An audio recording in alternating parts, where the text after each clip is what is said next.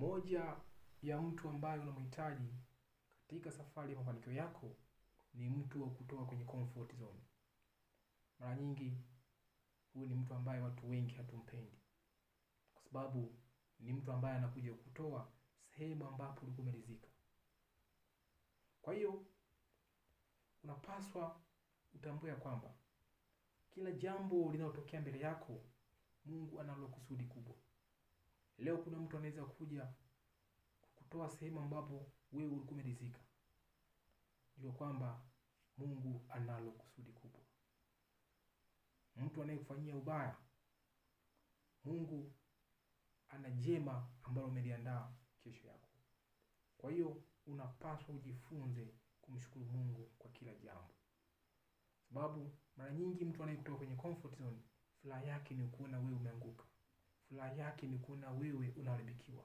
Furaha yake ni kuona wewe unashindwa kufika katika hatima ya malengo yako. Lakini Mungu anaamua kumtumia huyo ili kuweza kupeleka katika hatima ya mafanikio yako. Kwa hiyo leo mtu anapokuwa anakufanyia ubaya, ujue anakupalilia ili uweze kuwa bora zaidi, na anafanya uweze kuwa na nguvu ya kuweza kufika katika hatima ya malengo yako. Kwa hiyo jifunze sana kumthamini na kumjali mtu anayekutoa kwenye comfort zone. Japo watu wengi tunamchukia, watu wengi tunamuona hafai, lakini Mungu anamleta akiwa na kusudi lake. Kumbuka, every pain God works for good.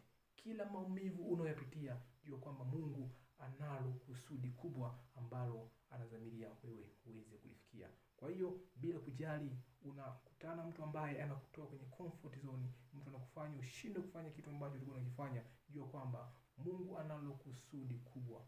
Manake jifunze kumshukuru Mungu kwa kila jambo, kwa sababu kila umivu unayopitia Mungu analo kusudi lake.